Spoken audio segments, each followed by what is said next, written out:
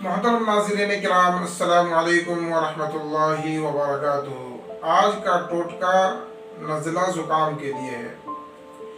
ٹوٹکا اس طرح ہے کہ زیرہ سفید جو تقریباً ہمارے ہر کچن میں موجود ہوتا ہے، جو مسالے میں استعمال ہوتا ہے، 10 گرام زیرہ سفید لیں اور اسے ایک کپڑے میں رکھ کر کے اس کا پوٹلی بنا لیں اور اس پوٹلی کو آدھا لیٹر دودھ میں رکھ کر کے اسے چولہے پر چڑھا دیں اور تقریباً جب 2-3 جوش آ جائے تو اسے اتار لیں اور پوٹلی کو دودھ سے نکال لیں اور اس میں حسب ضرورت مصری ملا کر کے گرم گرم جو ہے پی لیں۔ انشاءاللہ پہلے ہی دن جو ہے آدھے سے زیادہ نزلہ زکام ختم ہو جائے گا۔ 2 سے 3 دنوں میں نزلہ زکام کا نام و نشان نہیں رہے گا۔ اس طرح کی مزید معلوماتی ویڈیوز دیکھنے کے لیے ہمارے چینل کو سبسکرائب کریں اور دوسروں تک شیئر کریں۔